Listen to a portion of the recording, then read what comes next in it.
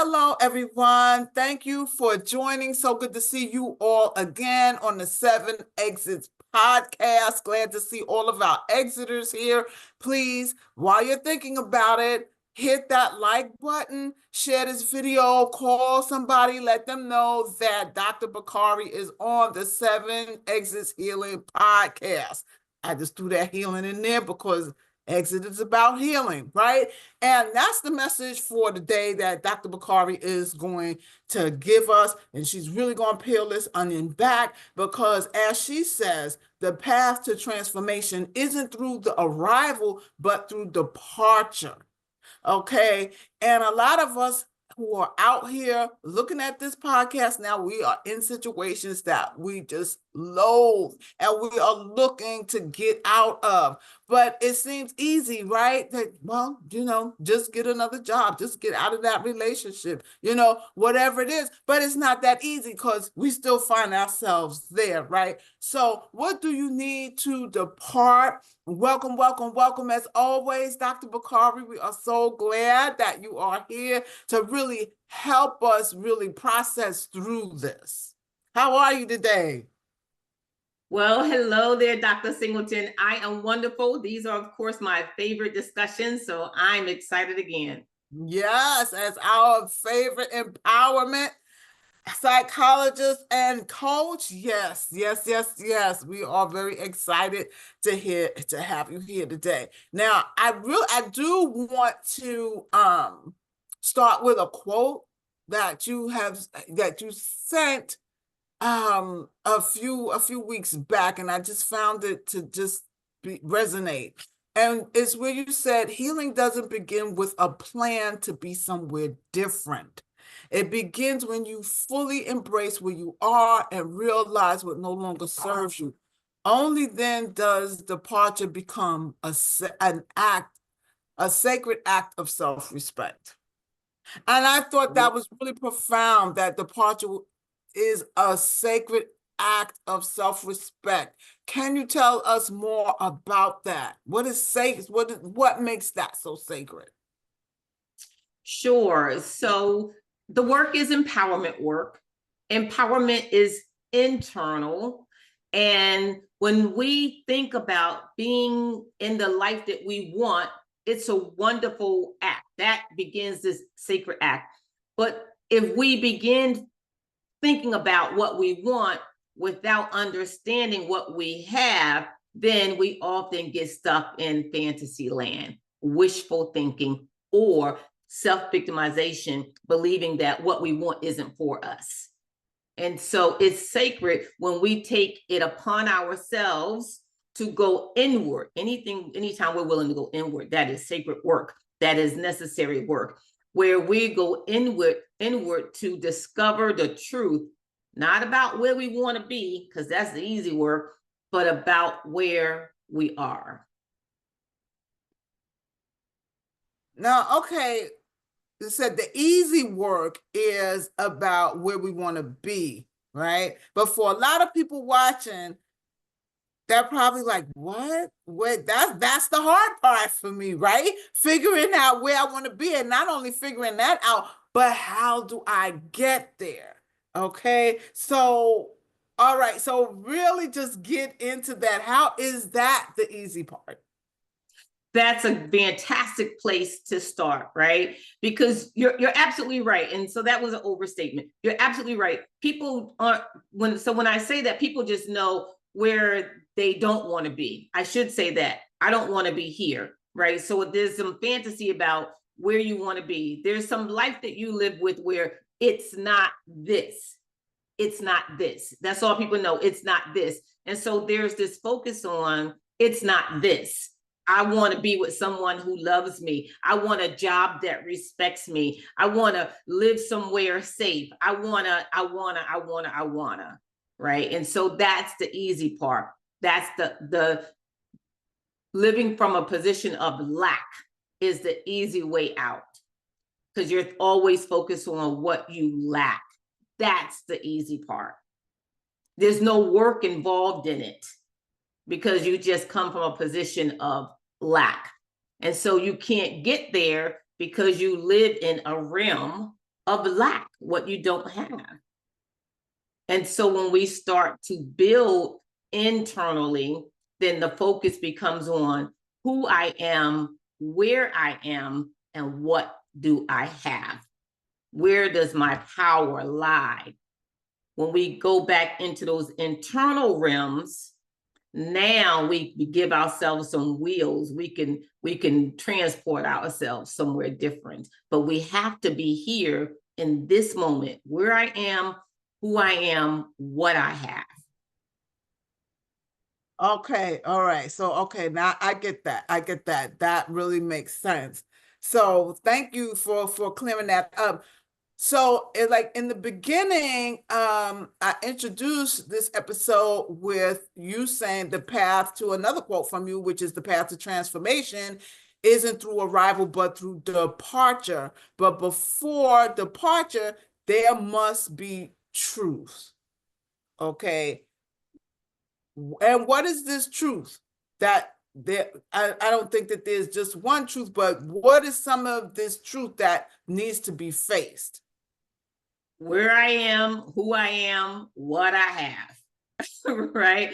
And so when we, again, if we release ourselves from the victim mode, this idea that we are experiencing this moment because of what someone did to us, right? We have to release that moment and be here. And there's some truth. People do things to you that are wrong, unethical, or just hurt, period, even if they are not unethical, right? There's this truth, but that's the little truth. The bigger truth is who you are, what you have, and how did you get there, right?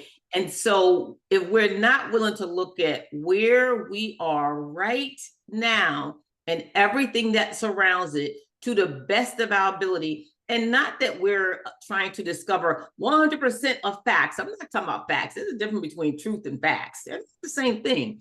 I'm talking about the willingness to explore what it is that is happening inside you that is creating what's happening outside of you.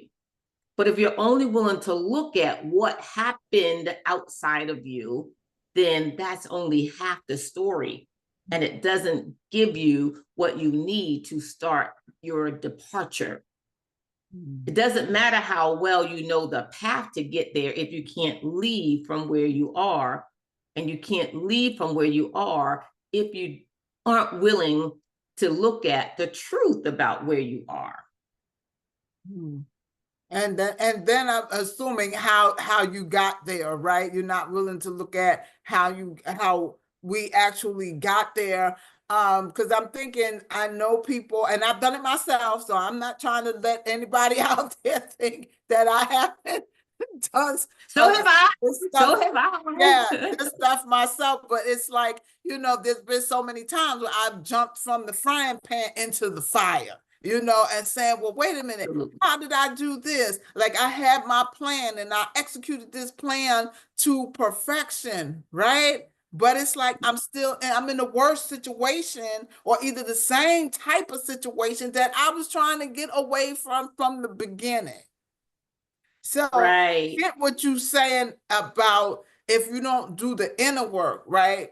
Because I really wasn't looking at everything was this circumstance, this person, that, you know what I'm saying? And it wasn't okay, but how I'm feeling about myself inside, right, is impacting the decisions that I'm making, which really weren't good decisions, right? Right. So a lot of us don't want to sit with that. That's a hard thing. That's a hard thing. It's a very hard thing because we make it personality. Well, it's just not my personality. Okay, then if your personality is to be stuck here, then we have to look at that. If your personality, what you're saying is, I'm so attached to who I am now that if I can't shift to be somebody else, even if it means me getting to where I really want to be, instead of saying, oh, it's my personality. How did I get this personality? What went into me, one, developing this personality, two, sustaining this personality 3, holding on to the fear that prevents me from moving beyond it. That's understanding. That's really what 7 exits address, right? Indoctrination and complacency and hyperego and those things that keep you stuck in a place that you don't want to be. You keep thinking about where you want to be, but you won't look clearly at where you are now. And so there's these critical 7 rims that is what 7 exits is all about. And you'll get more and more about that information about that, right? But these significant rims that we remain stuck in because we have not been willing to look at the impact of what has come before us on where we are now. And if we don't fully understand how we got here, then it's really, really difficult to leave here. We like, just as you say, we'll keep creating it. We've seen it before. We've heard it before. When people get lots of money, like, yay, I made it. I'm now a millionaire. And then they're not a millionaire because the same person who won the money handled the money or whatever it was, and they don't have that opportunity. People get their dream jobs and lose it because they haven't discovered or been willing to look at the truth of why they didn't have that in the first place. And so we have to start with departing from where we are now by owning some truths to where we are now. What are some of the decisions that led to the ability for people to take advantage of you? What were those positions? What were those other options that you chose not to do because you were living a life of complacency and comfort? What indoctrinations were you holding on to that you took the easier path, the path where everybody else wanted you to go instead of the path that was built through your own intuition, right? So you have to be willing to look at where you are. So, yeah, so where you are as a person and not so much your environment and circumstances, but where you are character-wise. So one of the things that kind of strikes for me is that you could leave, like you gave the examples of people getting their dream job and losing it, people, making a lot of money and then still losing that. They can't maintain that because they're the same person who didn't have that. There's no growth on that journey, so that they're still the same person when they get that, and that person can't hold on to it. So before we depart anything, it sounds like that means we have to become somebody else. Like the person that we are is not going to be the person that's going to be able to maintain that growth or whatever that thing is that we wind up getting. Right. And the way I prefer to put it is that we must become closer to our authentic self, not our defensive self, not our secret self, not our indoctrinated self. We become closer to our authentic self that is open and in alignment and invite those things that align with our inner core. But so it's not that we have to become something else. It's really that we have to stop being the someone else that society and all this other crap has led us to be. We have to shed. We have to do some shedding, right? And that's the problem, is that all these other personas that we have taken on to survive in the world, we start believing that that's us. It's not. So it's not becoming someone else, it's becoming. Oh, okay. All right. I see. This is really deep. I hope people are really, taking notes and play this part over and over again, because that was really something, because I always thought, yeah, I need to become this, more than what I am now, whatever that means, right? Or I have to be a different person. But it's like, no, you already the different person. That's why this is not working. Okay. It's like that's why it's exits. It's exiting. It's exiting, shedding, letting it go. So that is the first step in really healing, is facing the truth of where you are and how you got there. Absolutely. Okay. And really, and then just really naming that, right? Yes. Yeah. And it's work. And let me say, it's work. This is not a workbook. It's work. It's honest work. And that's why it's about the truth. And you have spent years and years and years hiding the truth, covering up the truth, excusing the truth. You're not ready to let it all go tomorrow. This is a journey. It's a process of becoming, a process of shedding, a process of exiting. So that's why the book is this guide to help you do those things. And even with the book, this is not a book you read one time. 7 Exits is a guide that you continue to go back to, because sometimes you'll lose the way, or the way will get dim, or you'll lose your courage, right?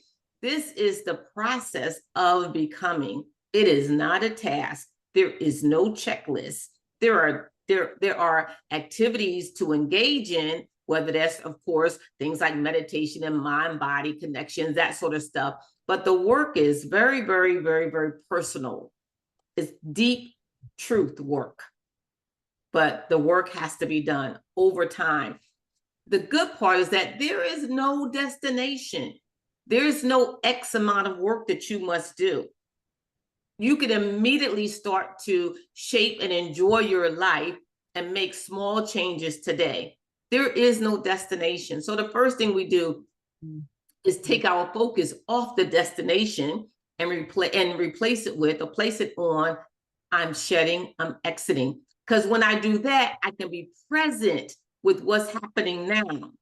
When my focus is on what I'm supposed to be, supposed to do, where I'm supposed to be, I can't be present in that, because it's not present.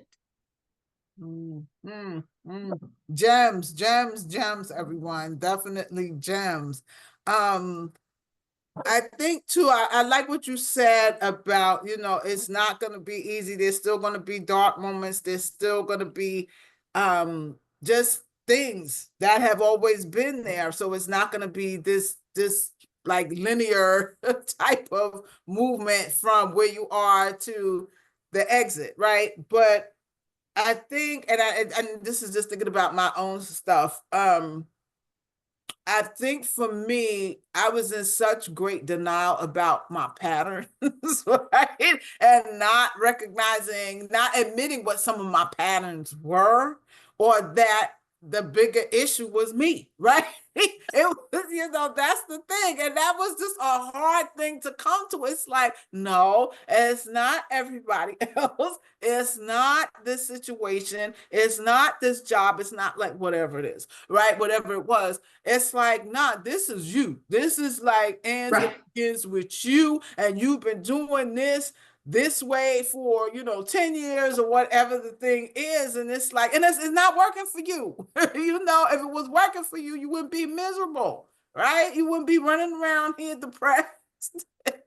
And looking for all of these solutions and anesthetizing in these different ways, right?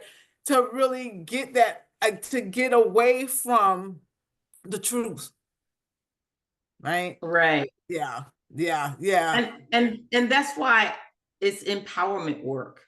It's empowerment work, because you have to feel this sense of empowerment even to stay in the work. So it's empowerment. All right. Yes. Thank you for that. I'm really enjoying this discussion. I enjoy all our discussions, but this one is just really hitting. So, okay. So we've talked about, what it means to depart, what it looks like, who you really look like when you depart.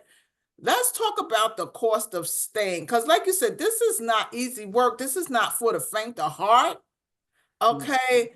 So a lot of people stay in situations, or stay. It's even hard now for the discussion that we had to say stay in the situation, because the situation is the internal situation, right? But what's the cost of staying on, folks? Because a lot of folks are just like, yeah, this sounds good, but I don't know. I might have to give up a whole lot of relationships that I've had forever. I'm gonna have to give up this job that, I was looking to retire from, whatever. What is the cost of staying? I love that you keep talking about what people have to give up. Again, exit, exit, exit. This title of 7 Exits has so much meaning, and it is intended to keep people on task. It's about exiting.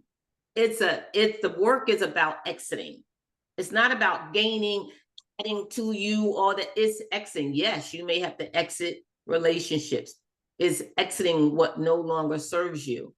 Anything that serves you will be aligned with your best self, your highest self, your most authentic self. That's what you're trying to do. It is a process of elimination. And that's just it. In this world of indoctrination of get, we all keep focusing on the things that we think we deserve, we're supposed to have, what's my worth? And we're so focused on getting. When I'm saying, no, it's about exiting, departing, releasing, letting go. But it's difficult to get people's minds shaped on that in the world that keeps telling us that we should be more, we should have more, we should want more, right? Yes, there are things that will depart from you in this process of departing. And we have to get back to trusting ourselves and trusting the deep joy that we are capable of living with when we exit. Well, that's a lot for people to really contemplate and really think about. I just have one more question, which is, because so many of us can be in denial and just kind of have blind spots around certain things and decisions that we made. Can someone do this work on their own? They can. If they do the work honestly. It's difficult. And at some point, if you're doing the work on your own, at some point, you'll probably come to realize you don't need to do this work on your own, or it's not your best work on your own. The question is, why would anyone need to do this work all on their own? And so whether you have transformation partners, whether you have a formal relationship with a therapist, counselor, empowerment partner, that's the case. But why would you want to do this work on your own? Out of fear? I can't imagine your gut is saying, oh yes, let's do this on your own, right? The only reason I do there are somewhere, like when it comes to home projects, I love the process. But then there are some things like the only reason I'm gonna do it on my own is fear of being ripped off, or I don't feel like I have the resources, but it's rarely, never because I think I could do it better than a professional. That's like, no, I'm gonna redo my bathroom because I can do it better than a professional, and I can do it all by myself. Like, we know that's not true. And so the idea that we think that we could or should be able to do this transformation work all on our own, are you afraid? Are you that guarded? Because that's part of the work. That's what I'm saying. At some point, this work should lead you to understand this is not the best work to do on your own. Okay. Thank you. Thank you for that. Thank you, everyone, for joining. Remember, if you haven't done it already, please hit that like button, share this video with your friends and family and people who you know could really use this in a good pick-me-up for the day. So, as always, thank you so much, Dr. Bakari. We look forward to talking with you again. Thank you. 7exits.com. All right. 7exits.com, people. Do that pre-order. Thank you. Have a good one, everyone.